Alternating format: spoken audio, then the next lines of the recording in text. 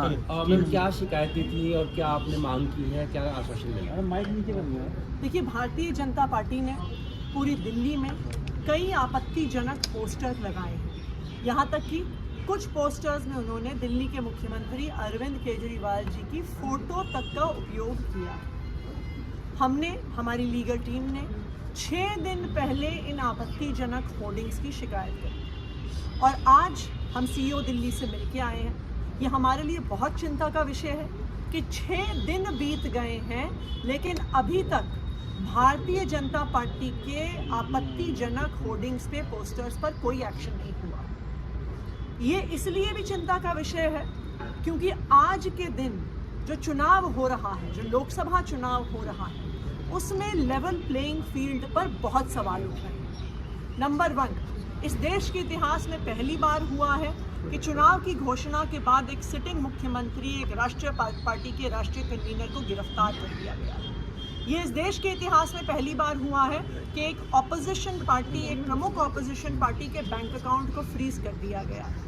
ये इस देश के इतिहास में पहली बार हुआ है कि चुनाव के दौरान income tax department political parties को नोटिसेस भेजा है। ये पहली बार हुआ है कि चुनाव के दौरान 4 दिन तक आम आदमी पार्टी के ऑफिस को सिक्योरिटी के नाम पर बैरिकेड से बंद कर दिया जाता है। तो आज ये पूरे देश की चिंता है कि क्या इस लोकसभा चुनाव में हर पार्टी को लेवल प्लेइंग फील्ड मिल रही है कि नहीं मिल रही, क्योंकि 6 दिन में अगर कुछ पोस्टर और कुछ होर्डिंग पर एक्शन नहीं होता तो बड़ी समस्याओं का क्या समाधान है।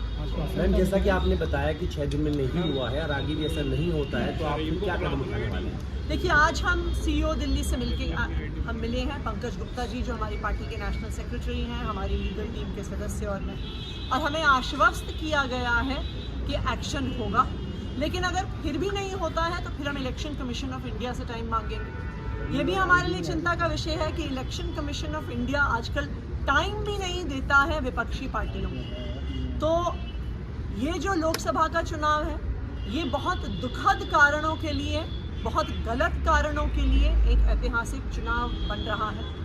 मैं इलेक्शन कमीशन को भी याद कराना चाहूँगी कि इस देश के संविधान ने आपको एक जिम्मेदारी दी है। इस देश में लोकतंत्र को बनाए रखने, बचाए रखने की जिम्मेदारी दी है और हम उम्मीद करते हैं कि इलेक्शन कमीशन किसी एक राजनीतिक दल का, केंद्रीय सरकार का एक हथियार बन के नहीं रह जाए। मैम, बीजेपी एक सवाल उठा रही है कि अंबेडकर और भगत सिंह के बीच में आपने अरविंद केजरीवाल की फोटो लगा दी। इस पर आपका क्या कहना है? देखिए, अरविंद केजरीवाल जी को भारतीय जनता पार्टी की केंद्र सरकार ने झूठे आरोपों पर गिरफ्तार किया है।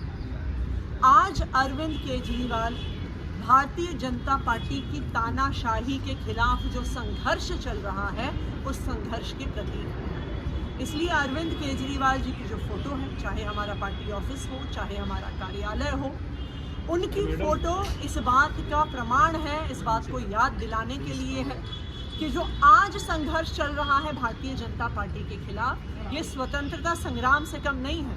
एक समय ऐसा था जब देश के लोग अंग्रेजों के खिलाफ लड़ा करते थे। आज एक समय ऐसा आ गया है जब भारतीय जनता पार्टी की तानाशाही के खिलाफ लड़ना पड़ रहा है और वही अरविंद केजरीवाल जी कर रहे हैं।